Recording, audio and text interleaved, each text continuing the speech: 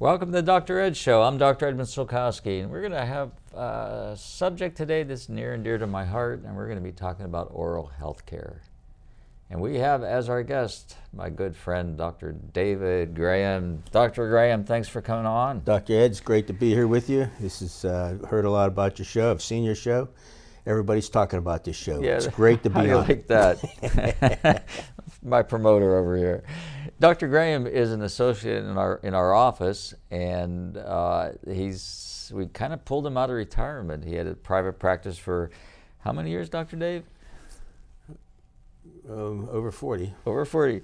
And he retired, and we just couldn't let him sit still. He needed to still be in dentistry. So he comes into our office and helps us out. He does a lot of our prophies, our cleanings, and our exams, and just a wonderful man, wonderful human being, and a wonderful dentist. We're happy to have him. And I asked him to come on the show today because I really never get a chance to talk about dentistry. We talk about probably everything else under the sun and not so much on dentistry. We're going to do that today. Good, good. So I know you've seen dentistry change over the years. Absolutely. What do you think you observed as the most obvious change, the biggest change? I think the biggest change, we went from just treating disease to looking at dentistry in a different manner so that it has become more cosmetic. So that instead of just removing a diseased part of the tooth and putting a filling material in there, we look at the whole mouth more as overall health for somebody, and how can we make this, while we're doing it, look better too. People don't understand this, and I stress this all the time when I'm talking to my patients. If you have a healthy mouth, then you have a healthier body. People don't realize how the mouth impacts every organ and every cell in your body. I've always said that your overall health begins in your mouth. And ends there. If you don't have good teeth, that you're able to chew your food properly, the rest of your systemic health may go downhill. So if you keep your mouth healthy, you'll help keep the rest of your body healthy. If you can't break your food down, because that's where digestion starts, right, with saliva, with the enzymes that are in your saliva, and then the ability to chew food, and then get it into your stomach and then in your intestine tract so that it goes to where it's supposed to go, you can't get the nutrients. And without nutrients, you have cell death. True, true. The other aspect of it that people don't think about is if you have a diseased mouth, gums especially, then all that bacteria, the viri, the fungi, are entering your bloodstream and going to every cell and every organ in your body. And it's going into your intestines as well. Yeah. So we kind of promote professional cleaning twice a year, brush minimum twice a day, floss every day. That's a hard thing for some people to realize. They either get busy or neglectful, or they don't have insurance, and they feel like if they don't have insurance, then they don't need to do it, which is probably the biggest mistake they can make. So when you see a patient and you see what's called buildup on their teeth, tell us about the two different types of buildup that we have. Well, you have plaque on the teeth that will form. It forms every 24 hours, and it comes from mucoproteins in your saliva. And whether you brush or not, your plaque's going to be there. Brushing will remove the plaque, but if you don't remove the plaque within 24 hours, that will then harden, harden to what's called calculus or tartar, and that you cannot brush off your teeth. And that's where the damage occurs. Well, the damage can occur from both, but damage will occur just from the plaque itself because that's where the bacteria are, and the colonies of bacteria, and they can grow and go underneath the gum line as time goes on. So that what you call tartar or calculus, I always call it calculus because calculus was so hard when you were in school. Yeah. It just is the plaque that becomes calcified, becomes hard. Correct. And it becomes a petri dish of bacteria. Correct. And you get gum damage. Well, what's the big deal with gum damage? So what? Well, gum damage, as it progresses, and it can be a slow progressive disease, it could take decades to do a lot of damage, but it'll infect and affect the tissues that surround your roots, and eventually you can have bone loss, and the progression of the disease can lead to loss of teeth if it's not corrected, and kept intact. Okay, so you have gum disease. Well, are there different classifications of gum disease? There are, from gingivitis, which is just an infection of the gum itself, to different classes. There's probably 3 different classifications of periodontal disease based on bone loss, the pocket depth and quantity of bone loss around teeth. So if you notice things like, I brush my teeth and my gums bleed, or let me restate that, when I brush my teeth, because some people don't brush their teeth every day, my gums bleed. Is that a normal sign? No, your gums should not bleed when you brush. So it's the same thing as your skin. If your skin was bleeding, you'd panic and say, why is my skin bleeding? Right. You should do the same thing when your gums are bleeding. You should not have you should not have any blood on your toothbrush. And if you do, it is a sign of gum disease, whether it's just gingivitis or if it's periodontal. That's to be diagnosed by the dentist when you see the dentist. And you should be going to the dentist at least twice a year. But if you have a periodontal disease problem, you're probably going to have to go every 3 months, because studies have shown that if you have periodontal pockets around your teeth where you get infestation of bacterial colonies under the gum, a professional cleaning every 90 days disrupts those bacterial colonies and keeps periodontal disease more intact. Now, we probably should get into what periodontal pockets are, so let's discuss what a pocket is. We all have pockets. What's a normal pocket? Well, everybody knows what a pocket is, but when it comes to your teeth, your gum goes around your tooth like a collar, and it's tight against your teeth. What we dentists do is we measure, because there's the gum is attached down here on the root, and so we have a probe that we place down into the collar, and we measure down to the attachment of that gum to the tooth, and we measure that in millimeters. And 1, 2, or 3 are normal markings that we accept as healthy. 4s and 5s, you probably got a little gingivitis going, maybe even some beginning of periodontal disease that's more invasive. But when you get past 5, 6, 7, 8, even up to a 10 millimeter pocket, you definitely got some severe bone loss going on there. So we use this term pocket, and you could have normal pockets and still have gum disease. Yes. But for the most part, if your pockets are in those 3 millimeter ranges, we pretty much consider that normal or usual. But a pocket is just like your pocket in your pants. And so, sometimes you reach in your pocket and you have lint. Right. So if you have a deeper pocket, you actually can think of that bacteria as lint inside that pocket, creating damage. Sometimes people come in and they have something stuck in their gum. Maybe it's from a popcorn kernel or something. It's going into that pocket.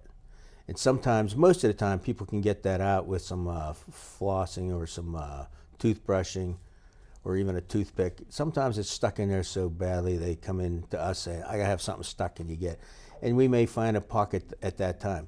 Some people may only have one deep pocket in their whole mouth. And even if that's the case, that one spot needs to be treated so that you get it back to normal. And we have various measures to treat it. We have something called a subscale, where you get numbed up, and we go deep down on that root and plane it and scale it and clean all that up off of there. We have medication that we can put in there to help reattach the fibers to your gums. There's sometimes even bone grafting you can do. There's a lot of things we do. Sometimes you have to cut the gums to reduce the pocket. Right. So there are a number of measures that can treat all of this. But besides the professional health care, getting your teeth cleaned professionally at least twice a year, you have home care you have to concern. I was going to say, the most important thing in all this is what the individual patient does for themselves. And your whole health. It's up to you. You are the captain of your health care. And you are the captain of your own oral health care. If you are not brushing your teeth twice a day, you need to really look in the mirror and say, why am I not doing that? Well, it's funny.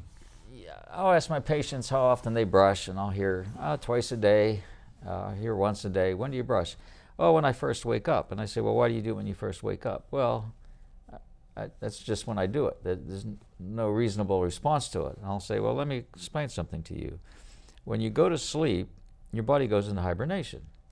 So if you've eaten all day and you're drinking sodas or alcohol, you know, whatever it is, smoked, whatever you've done for the whole day, your saliva dries up overnight and you go to sleep, and overnight you just become a growth factor of bacteria in your mouth, because saliva helps rinse it, but when you're sleeping, that doesn't happen. And you get that buildup occurring, most of the damage done overnight. So if you're going to brush only one time, which is not advisable, you do it before you go to bed. And I say, why will you get up in the morning and brush your teeth and then go out, eat breakfast, and then not brush your teeth after the breakfast? And they think about it and go, I don't know. So my suggestion always is before you go to bed and right after breakfast.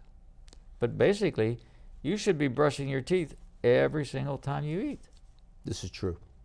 Minimum is 2 times a day. And we're talking and you're right here. about the before you go to bed and in the morning are the most important times. Another consideration is that because your mouth is closed at nighttime, your bacteria in your mouth change to anaerobic, which do more damage than the aerobic bacteria. Yeah. But after every meal, you should brush. Now, I always tell people, brush at night before you go to bed, brush in the morning when you wake up, after breakfast if you have breakfast, but you have to brush in the morning, regardless if you have breakfast or not.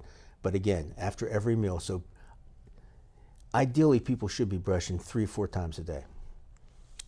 And then I say things to them, well, you know, if you're at school or you're on the job or you're out traveling and you don't have a toothbrush handy, you can always just take water and drink water and swish it around your mouth and spit it out, swallow it, whatever, because that water helps reduce that buildup. And today there's a lot of available aids for cleaning your teeth. You know, we talk about flossing or using a water pick, but there's a lot of little toothpicks, but toothpicks aren't that good. There's a lot of plastic things available today, little brushes on the end of them. And you can buy packs of them and keep them in your car, and you can be cleaning in between your teeth at the stoplight or someplace during the day. Yeah. Interesting thing is, those toothpicks, in my opinion, should never be used because that wood is unforgiving. These plastic things or have the little brushes on it, those are a little more forgiving and you're less likely to damage your tissue. But people still, I think the biggest hurdle for them to overcome is flossing. And I don't understand that, because I tell you what, if I don't floss, I feel like I'm dirty in my mouth.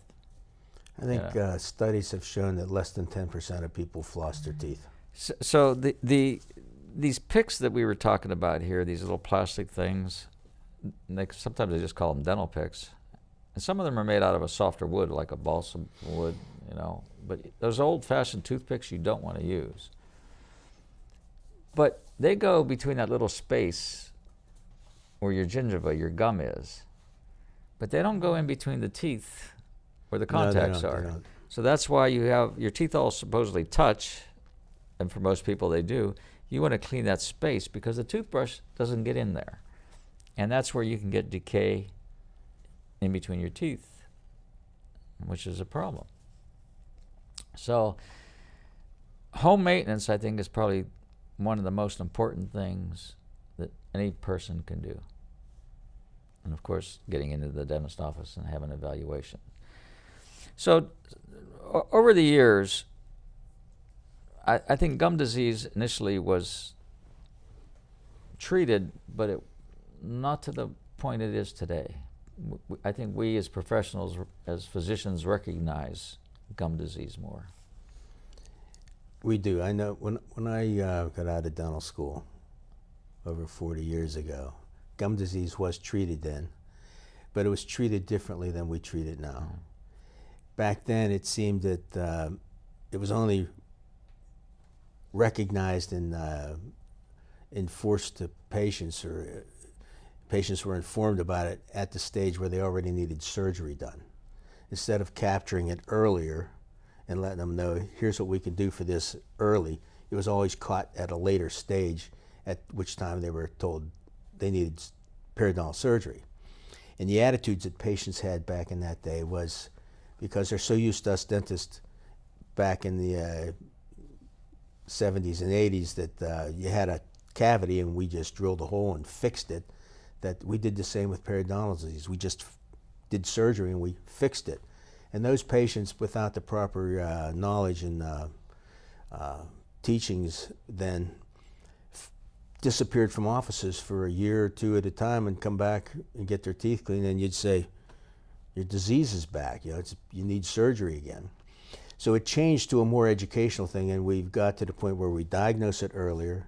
We educate people to say that you have to come back more frequently. You can't just walk away from this, because if you do this treatment and don't come back, it's probably worse than if you didn't do it at all. Yeah. You're wasting money, you're wasting time. See, as doctors, we're treaters, but we're educators at the same time. Right. And in fact, that's the definition of the word doctor. And the surgical part of periodontal disease is usually put off later. I always liked to see that the patients did learn and did become responsible for their own home care and did keep on a 3-month recall. And then we'll see over a couple of years, is surgery necessary? A lot of cases, it's not necessary to do them right away, but it's more important to make sure that the patient has become better at taking care of their teeth. And then doing surgery is the final step. As the last resort. So you see bleeding, that's a sign. That should never happen.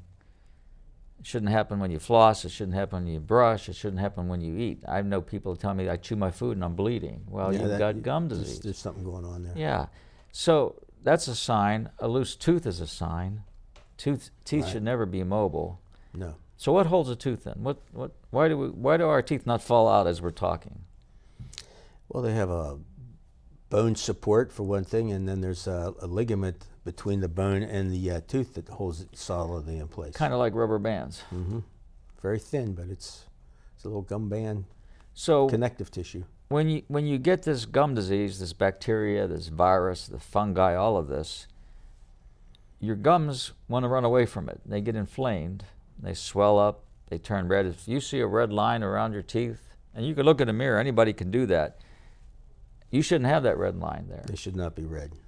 So your gums should be nice and pink and look healthy. If you see that they're swollen. Should be nice and firm. Yeah. If you see that they're swollen, they're bleeding, you got teeth that are loosening, you got a problem. Even bad breath. That's the next thing. So why bad breath? Because the bacteria usually have pockets, and down in those pockets things are gathering, because you can't get toothbrush bristles down in there to keep it clean. Your floss can't get down there to keep it clean. The bacteria just eat all that stuff that's in there and generates a bad odor. It's almost like rotten food. Like sulfuric eggs, rotten eggs. Yeah. It's sulfur that's occurring in there. And you know, sometimes you get used to smells and you don't notice it, but I guarantee you other people do. But that's a sign that you have a problem. Yes, it is. So you need to get to a professional in order to make that assessment. So one of the problems that I've noticed, people seem to be afraid of x-rays. And I don't know why. I think in the olden days, you probably had to have some concern from scatter radiation and the way the old radiation equipment was. But today, it's so different. Tell us about that. Well, the x-rays are much faster today as far as the milliseconds of exposure, because for the most part, they're digital x-rays, which don't require as much exposure. So a full mouth x-ray from 40 years ago differs from a full mouth x-ray today in the radiation dose that one receives. And a full mouth x-ray, which is an x-ray of all the quadrants of the teeth, is about 15 minutes of going out in the sunshine today of radiation. Yeah.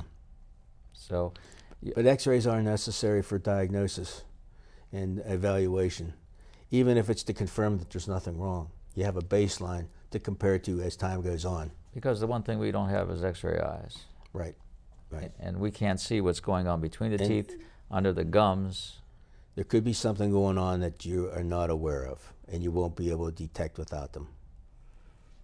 Because there's certain things as professionals, as doctors, we look at that tell us whether there's a disease process going on or not.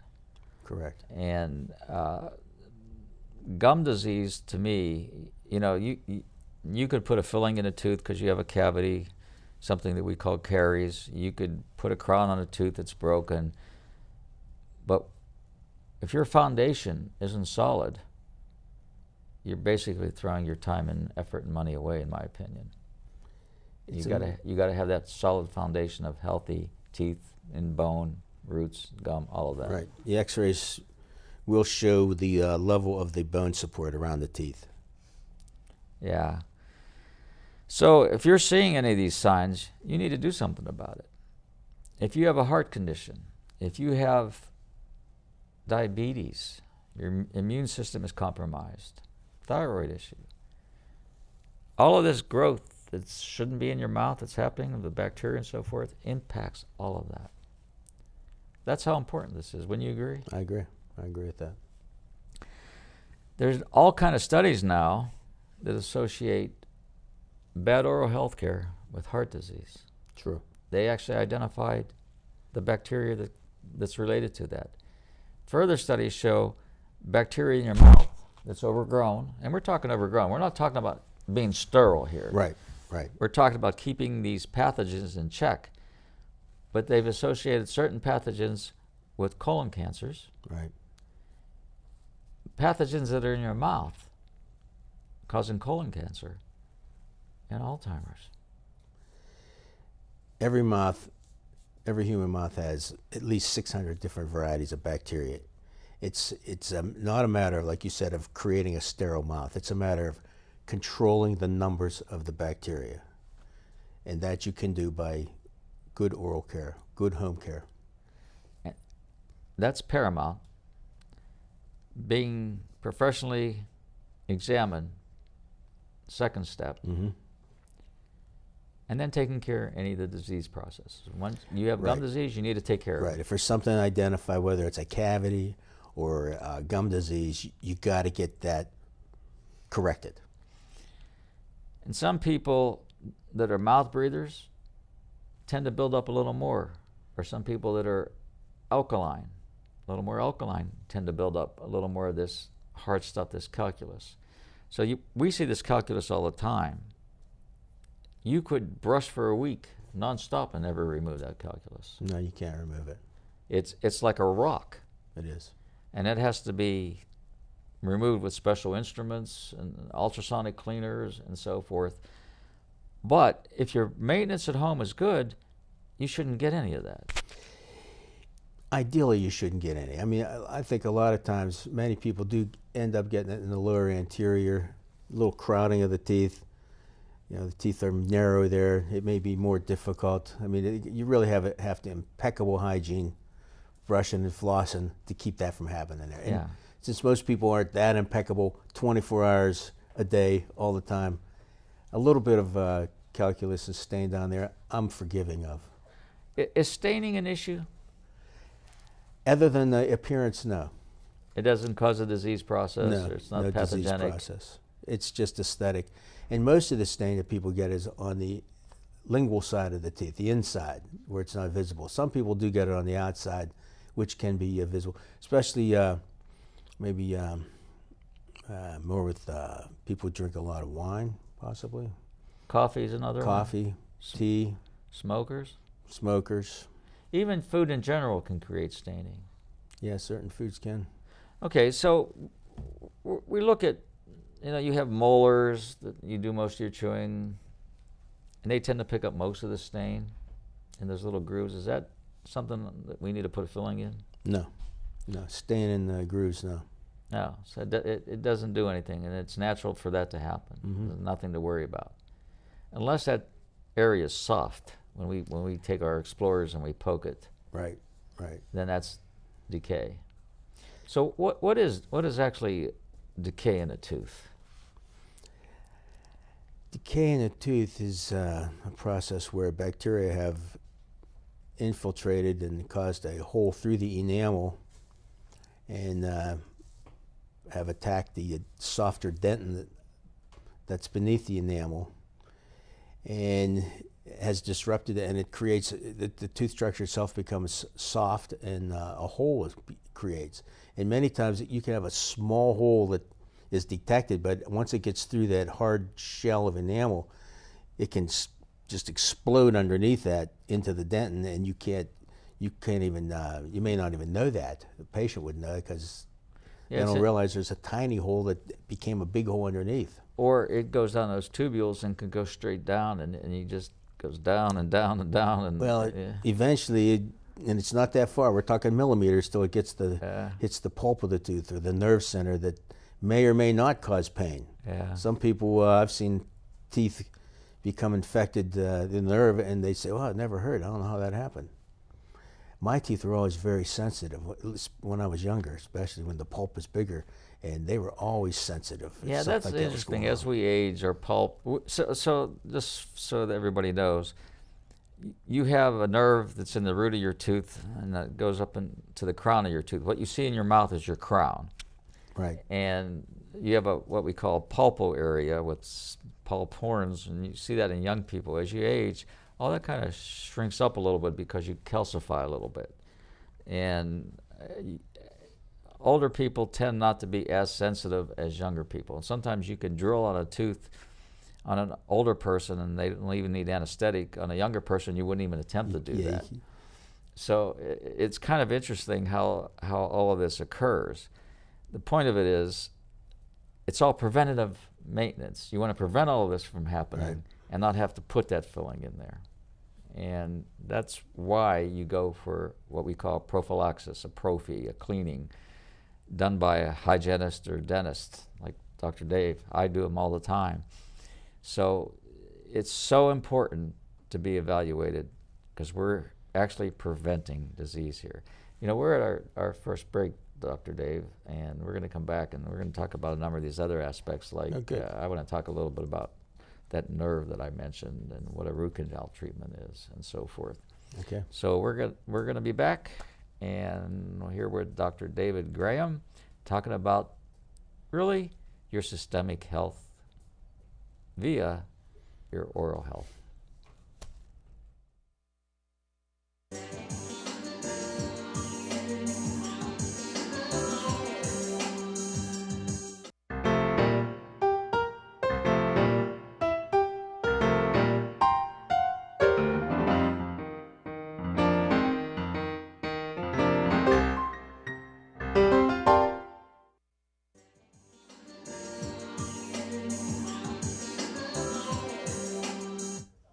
Welcome back to the Dr. Ed Show. I'm Dr. Edmund Sulkowski, and we're here with Dr. David Graham talking about really your overall health, your wellness, your well-being, and how your mouth and how you handle your oral cavity and the health of your oral cavity affects your whole body. Doc, I want to, before we move on to talking about that nerve that we were mentioning before the break, I want to continue just one thing on cleaning of the mouth, of prophylaxis. If somebody has braces, that makes it so much more difficult. It's very difficult. You know, and that could be a child, it could be an adult that has braces on. But when you have those appliances in your mouth, I mean, that's just capturing plaque constantly. And you have to be very vigilant in caring for that. So you have to brush more frequently, and you would need to use a water pick to help get the debris, debris. And debris out of there. possibly, you know, electric toothbrush may help more than a regular toothbrush. So what happens if you don't do that? The problem with that over time is, because you're not going to have any pain from this process, just like if you're your own teeth, but with the appliances on there, a lot of times they end up, when those appliances come off, if you haven't taken good care of your teeth, there could be stains all around those where the brackets were on your teeth.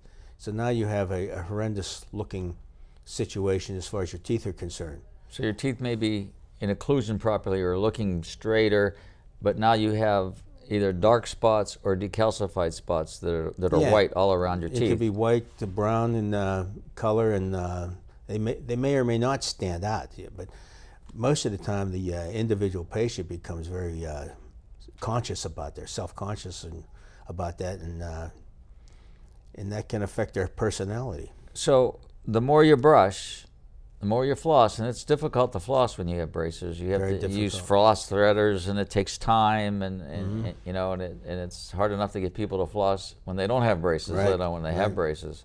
So a water pick does help, but it's the brushing that really, you just got to like, More frequent. you just got to constantly brush. You eat something, you drink something sweet, you know, some kind of soda, you have candy in your mouth, you better be brushing afterwards. Just got to have impeccable hygiene during the time you have braces on. Yeah, because it's devastating to remove them and have those marks. Right. Because they're permanent in the enamel. Yeah, that type of stain is going to be permanent stain.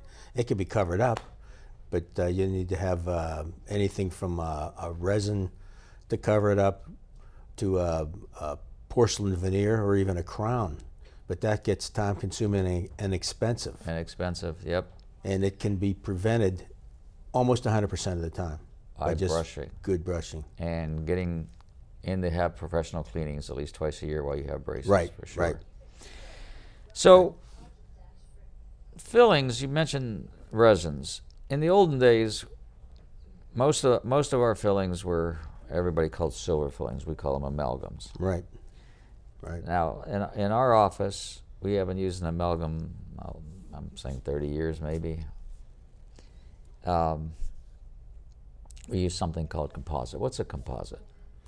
Composite is like a plastic, a resin. And back, 40 yeyears ago, when I got out of dental school, the composites that we used were a paste A and a paste B, and you took equal of each and you mixed them together, and then you put it into the cavity preparation and held it till it hardened on its own. It was self-curing.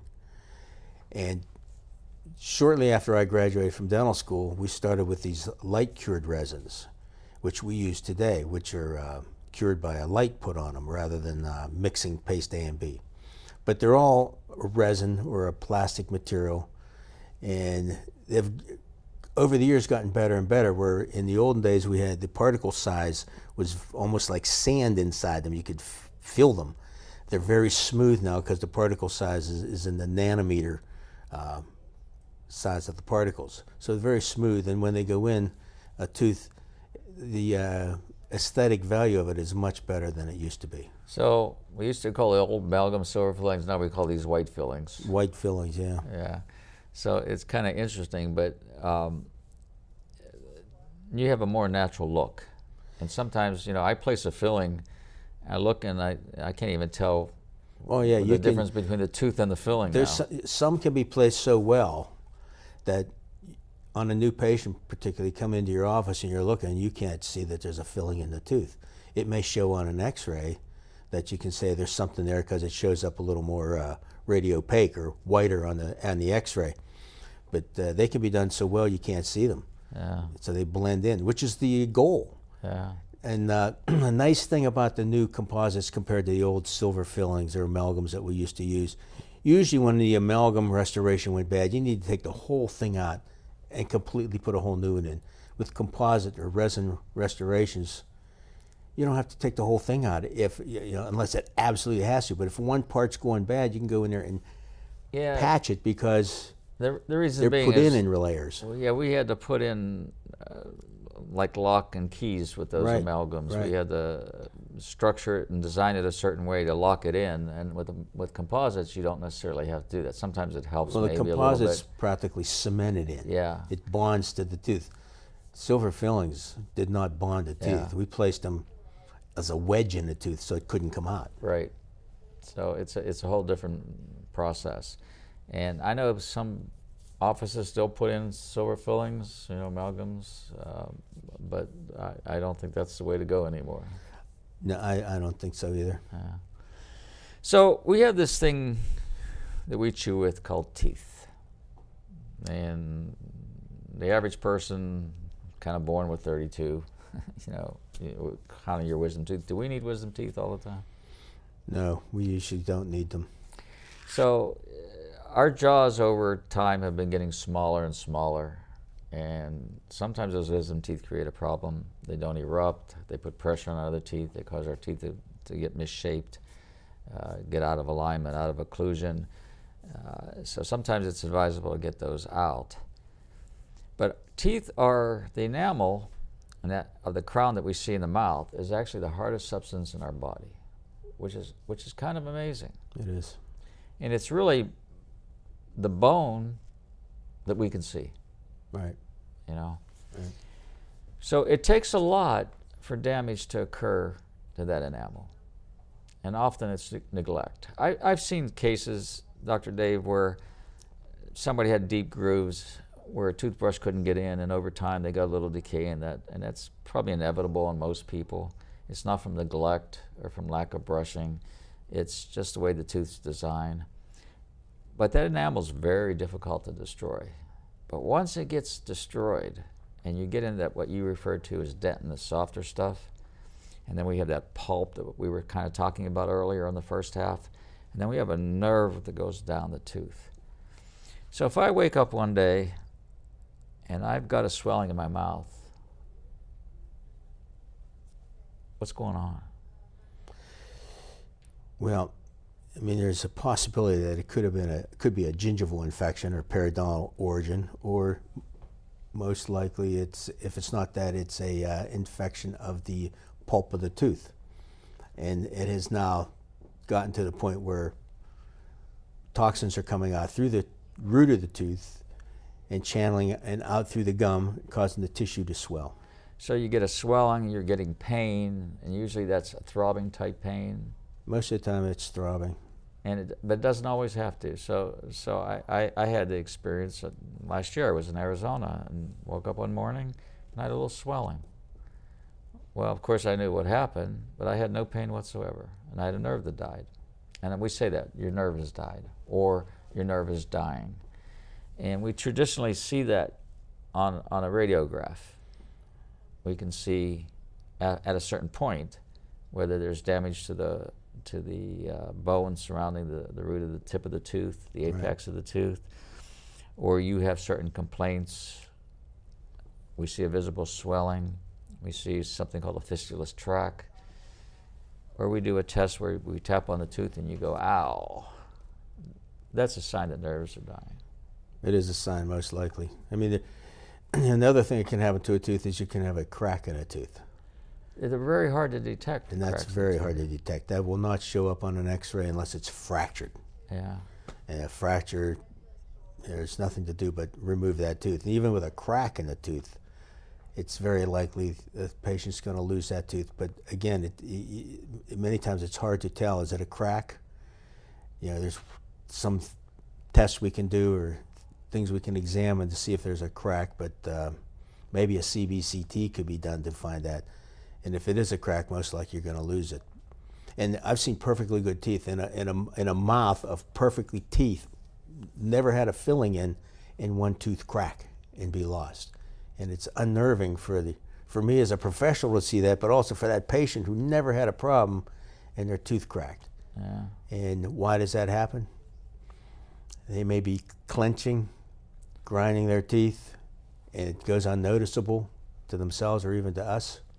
Or they may bite into something real hard, and it can cause that to occur. So clenching and grinding are actually problematic in that they not only can wear down the teeth, and we see those. We see like little pits that develop in the teeth all the time, or somebody has a filling and they keep breaking the filling. It's because they're clenching or grinding.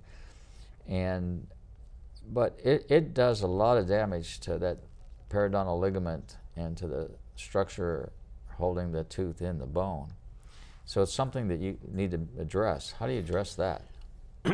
Well, let's go back to why some people, or many people, grind their teeth and don't know it.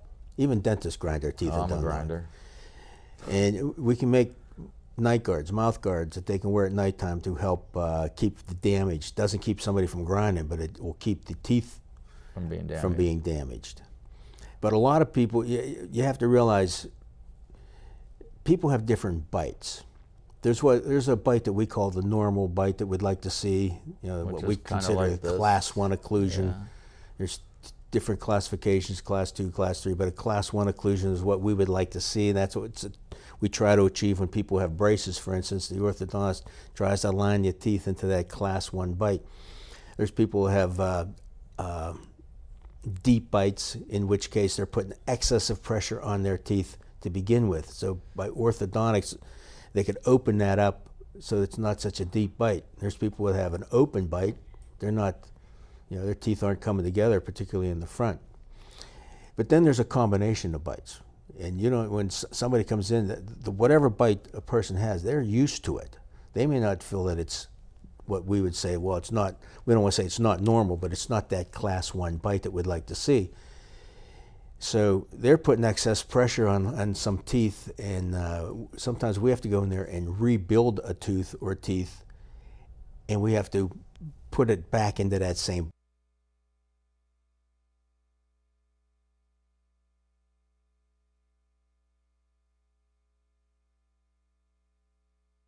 The only thing we can do is encourage someone to get on a night guard and wear that at nighttime to protect that. Or keep it slightly out of occlusion. Or keep it a little out of occlusion. Yeah.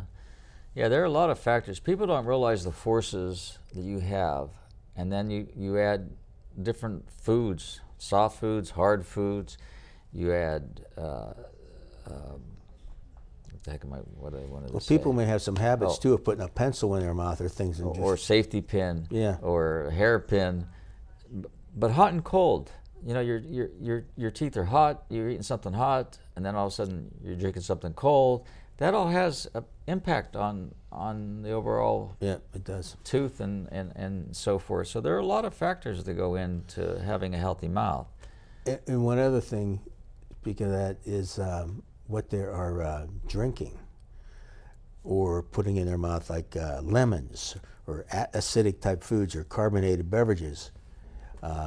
That can impact their teeth, can cause wear on the enamel. Yeah, it's anything that's acidic is going to cause that. So it's not unreasonable to develop a problem, even though you're doing good care, right? Good home care, good professional care. So we were talking about that swelling, or that throbbing pain. What do you do about that? In most cases, it's an indication that the nerve is infected in the tooth. And in that case, we need to sterilize the inside of the tooth by removing the pulp of the tooth. And that to do nerve that, that goes down the root. the nerve that's inside the crown of the tooth and goes down each of the roots, whether it's 1 root, 2, 3 roots. A hole is placed in the top of the tooth to gain access to that pulp.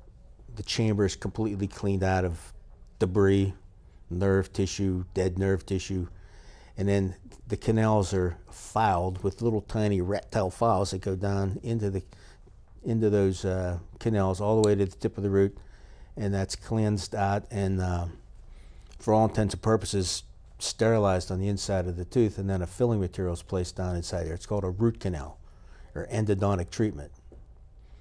And in most cases that is successful. It's not 100% successful. It may have to be retreated at some point in time.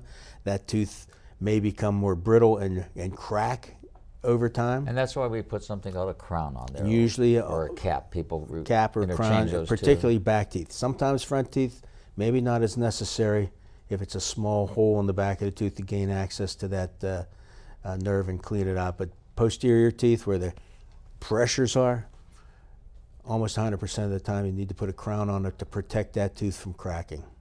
Yeah. A tooth can crack even with a crown on it, but the chances are much, much less. Yeah, and again, those biting forces are so strong, and the different types of foods, you really need to protect it, because when you lose a tooth, there are a lot of things happening that people don't realize. You actually lose bone when you lose a tooth. We have something called spongy bone, and then we have dense bone. So the spongy bone looks just like a sea sponge. Right, right. And that's holds your teeth in part. But it's only there because it wants to hold the teeth in. You take the tooth out, that bone says, I don't need to be here anymore, and your body just reabsorbs it. So why is that a big deal? Well, you ever see The Wicked Witch of the West? I was going to say, everybody's probably seen a picture of somebody who's missing all their teeth, and they're able to close their jaws together, and it looks like their chin's going to touch their nose. Now, I can't do that. Yeah. Because I have teeth that stop that. Or it sinks in this way. Right. And you actually change the whole structure of your face. Right. You change the structure of your chewing ability, the position of your teeth. So that's why it's important to save the teeth at all costs. The bone that you have in your jaw, most of that bone remains there because of the teeth. Yeah. The teeth keep the bone there. When you lose a tooth, like you're talking about, just one tooth, that bone around that one tooth shrinks down. If you lost a whole quadrant, the whole side, all that bone just shrinks away. If you lost all the bone on your lower jaw, or had all your lower teeth out, the bone just shrink down till it's very thin. That's why those people are able to close and touch up the, looks funny when they close without their dentures in. Popeye. Right. That was Popeye's face. Yeah. Just smashed up. So you got to protect the teeth, that in turn protect and save the bone there. What does smoking do? What kind of damage does smoking do? Well, you're putting that heat in your mouth, and it can cause some lots of different problems. Staining on your teeth, periodontal disease, it contributes to that. The chemicals that are in the cigarette or cigar or whatever. Yeah, well, yeah, you're going to get a lot of stain in your teeth from cigarettes. And the heat does a lot of damage. And the heat's all by bad itself. for the soft tissues as well as your teeth itself. Yeah. So a lot of this stuff we can prevent by not doing it. Right. Smoking is hard to quit. Yeah. But fortunately, I never did that. But I best see the damage of it every day. Yeah. You know, every time somebody quits smoking and they start again and they get discouraged that, well, I tried to quit, it's always, well, you got to try again. Eventually you'll be successful, but you got to try and try again. Yeah, because not only is there's the oral cancer, and oral cancer Right. Can very well be a deadly disease. So, and we screen for oral cancer when we see people. Oh, every and day. Have their when we're looking in the mouth, we look everywhere. We don't look at what that one tooth you're talking about. We look at everything. Look at the whole mouth. Well, we actually have an instrument that's wavelengths of light. As an aid for cancer screening. Aid for cancer screening. You know, it's that important. And there's different ones of those. There's types of oral cancer screening devices available for dentists.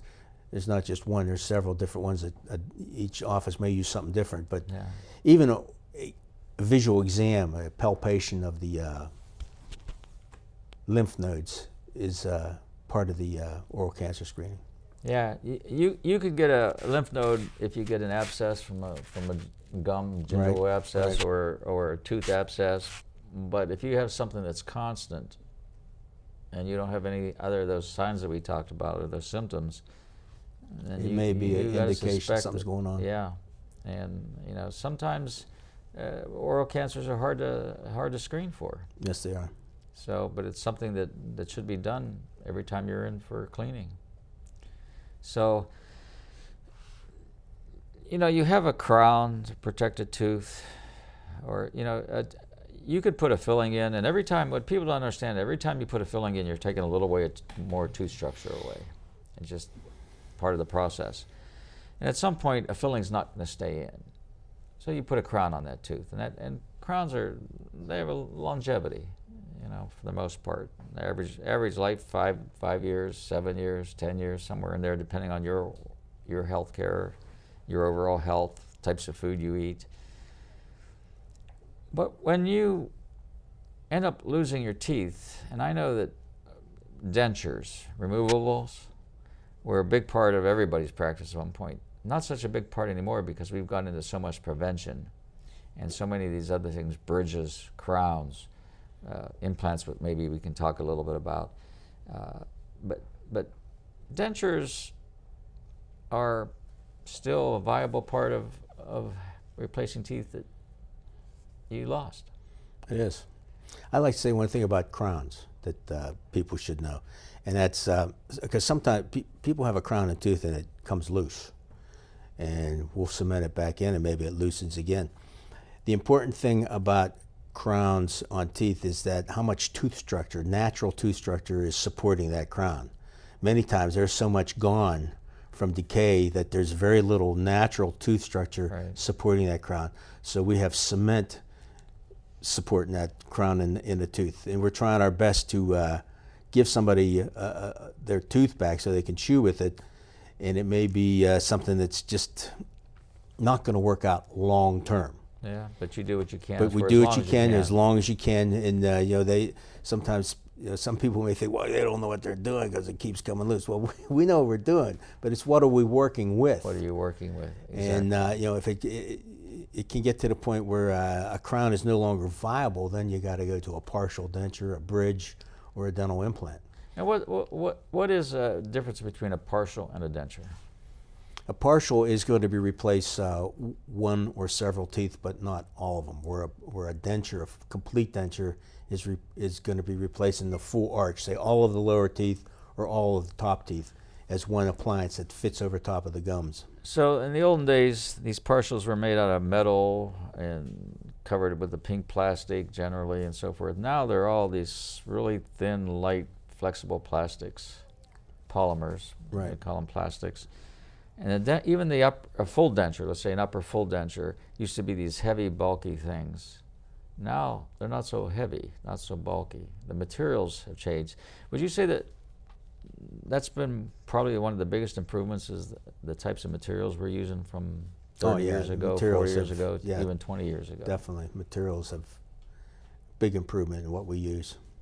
And so it's made it better for the patient as well as the practitioner. Mm-hmm. Yeah, absolutely.